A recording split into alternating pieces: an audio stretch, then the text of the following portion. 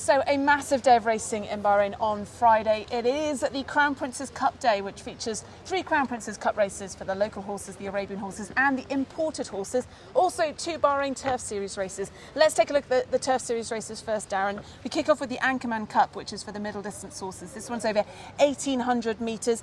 Who do you like in this? Feverishly competitive. Absolutely. I'm going to go box to box. I'm waiting for box to box to hit the bullseye here in Bahrain. And I think this race on Friday represents a good chance for box to box to take the top spot. This is a horse that's running really well this winter, a dual winner last summer in the UK at Chester. So I'm going to go box to box to take the top spot, followed by Royal Scimitar, who is a winner here this season. I'm with you on box to box.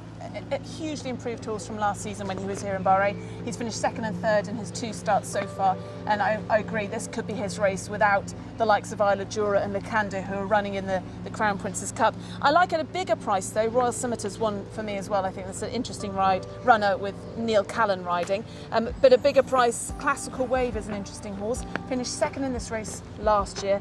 Won the race the year before. He's very lightly raced, and he's been running in very good races out here. This is perhaps an easier race, and if he's right on tune for his first start of the season, I like Classical Wave as well in this one.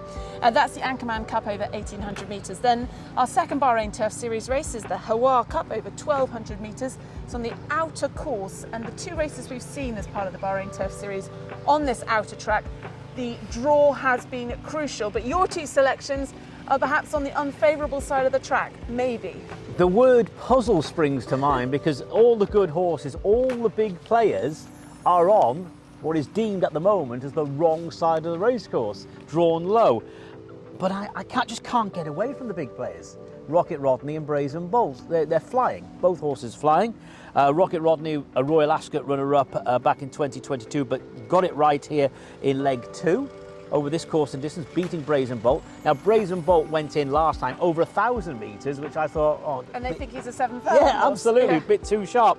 But they're the obvious 2, and I'm really going to be boring here, Ali, and I'm just going to go Rocket Rodney and Brazen Bolt. Okay, I think they are the obvious 2, but I'm going to go for something maybe at a bit of bigger price and horses that are drawn on the more favourable side, because I worry about the draw with those 2. So Deep Intrigue's an interesting one, a horse that won the race 12 months ago, incredibly lightly raced, a bit like Classical Wave. He's got to be on tune first time out, but on his day he's very good. Kieran Schumacher rides Deep Intrigue. Ocean Star I tipped up last time. She ran a brilliant race, finishing 3rd. That was over 1,000 metres, and she's better over this distance at 1,200 metres. So I like Ocean Star. She's consistent. She always seems to run a good race. So I like her. And Devast is another one I'm interested in. You've mentioned all the whole field here. No, Ocean Star and Devast then, I probably have.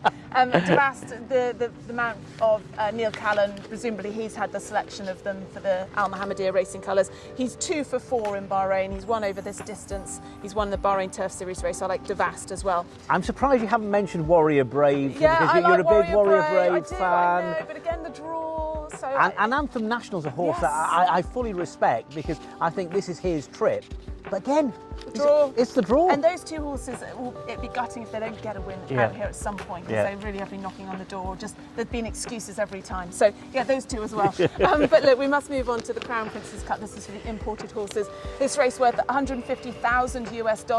The Godolphin have flown in 2. They did this last year. They won the race, and no surprise to see them back again. Passion and Glory and Local Dynasty, the 2 that they've sent. Passion and Glory for Said bin Saror won the King's Cup here, was 2nd in the Bahrain International Trophy. We know he obviously likes the track, but was beaten by his stablemate Local Dynasty when they met in Meydan at the beginning of last month. Who do you like? And that's the way I think that it's going to turn out on Friday. I think Local Dynasty is going to come out on top on the back of that good win at Meydan. Got to respect Passion and Glory. But I won't be boring and put Godolphin in as 1st and 2nd here. So I'm going to go Local Dynasty from Isle of Jura. We know Isle of Jura is running well here. Already a winner, came from a long way back when the horse was 2nd here behind Lucanda. So I'm going to go Local Dynasty to beat Isle of Jura. I'm going to go, I think Local Dynasty is likely to be quite a short price favourite. So Passion and Glory at the prices, just because he's got that course form, and I imagine he's been fairly targeted at this race. Said bin Saror does very well here. And Zagato then for the locals. Zagato, King's Cup winner, 2nd in the Bahrain Gold Cup. He's been running in all these top races. Bit out of form perhaps at the end of last season, but the last 2 runs he's been superb, and Neil Callan on board him, so Zagato's the danger.